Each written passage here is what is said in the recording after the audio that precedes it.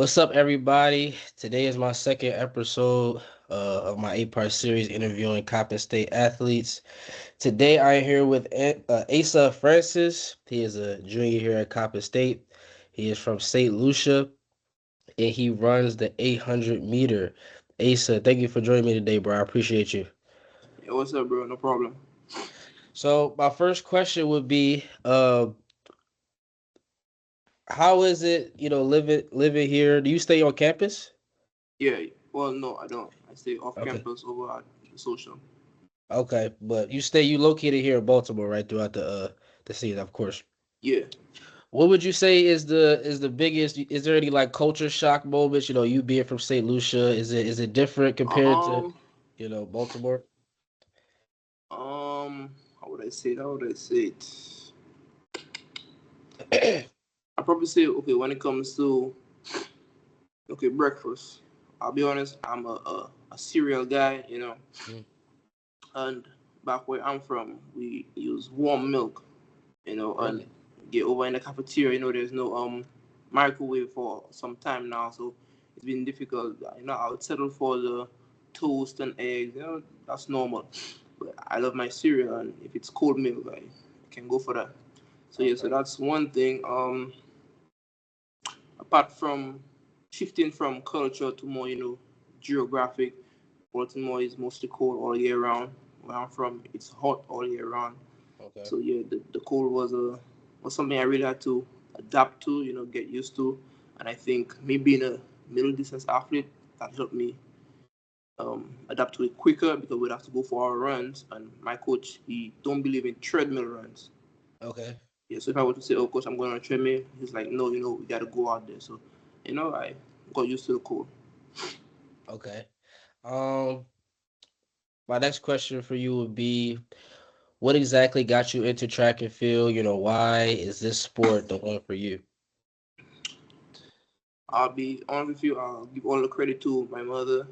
She saw it in me before I ever did. My first sport was football, but you all call it soccer. So yeah, that's what I fell in love with at first. And then in middle school, as you guys say, I began taking part in my school's sports. I'll run here and there. I'll do something, and then when I graduated and going into high school, she was like, you know what? She'll put me in a track club, and I will go there every time, Monday, Wednesday, and Friday after school. So I began at the age of 11, and it's been running from since then. Yeah.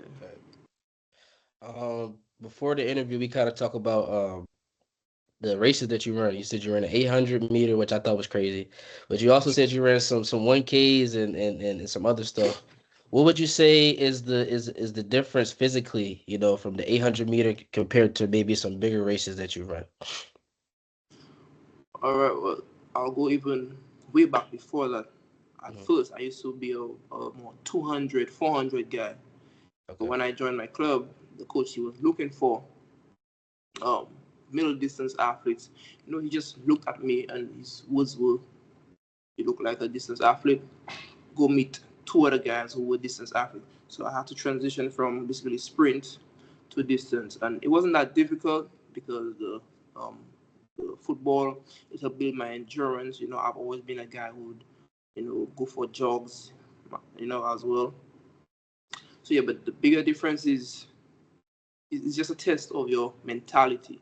The longer Mhm. you gotta go for, the more you think about it, that it stay on your mind, right? Imagine you're hurting, but then you know when you still got, you know, this distance to go. What are you gonna tell yourself? Yeah, Give up, slow down, keep going, pick it up. So yeah, so it just takes a toll on the mind, and it's all up to you to, well, all up to me to remain strong mentally and keep going. absolutely. Um, is there anybody in the track and field maybe that you watch on TV or somebody that you maybe look up to that runs or anybody that you would say you take inspiration from? Oh, in track and field, I would say, okay, seeing that my race, my main event is the 800. I always, I don't say always, but I've watched David Rudisha's race of the 800 where he set the world record. Right, I watch it over, see, watch his mechanics, see where he made his moves and stuff like that. But currently, my main inspiration would be Jakob Ingebrigtsen. Mm, That guy, he's overcome a lot, especially yeah. last year. He suffered an Achilles injury, still came back to World Championship. When everybody thought he was done, he came back. Yeah, he did a medal, but sometimes it's not just about medaling, but showing up when the pressure is on you. So he currently has two world records in the um, 2K indoor and the 5K world record. Yeah. Oh wow. Okay. Also, so apart from so that's on a professional level, Yeah. but on a how would I say it? On a college level, Hmm. right? Hmm. So yeah, my teammates motivate me, but who I look up to is Colin Salzman. He goes to NAU, right? And he always tells himself that he wants to be the best at whatever he does. Yeah. And he's probably done probably like 6 events, and he has great times in every one of them, ranging from the 400 all up to the 10K. Wow. So yeah. Okay. Um, where do you see yourself 10 years from now? What do you aspire to be? Is it in Olympics? Is it coaching? Do you still want to see yourself in track and field? Where do you see yourself in 10 years from now? Well, that's a very good question. I mean, you can't run forever. Of course. I'm currently 23 years old. Mhm. Um, I'm trying my best to make this year be my breakout year, where I run 149 or faster in the 800, and I see where I can go from there. I have one more year. Probably 6 years ago, the goal has been Olympics. Kind of short, kind of just off the mark, in terms of progression, but I'm not giving up because a lot can change in 1 year or a few months. Um, when it's all said and done, I graduate, and if it don't go that way, I'm trying to work towards either becoming an athletic director, Mhm. or something in sports. And when I grow older, I do aspire to become a track and field coach. Okay. Last question. We're gonna wrap it up. St. Lucia. I don't know anything about St. Lucia. So can you tell me, everybody else, like what's the main dishes that y'all eat out there? Like what's like the go-to meal? All right. Well, our national dish is called green fig and saltfish. Hmm.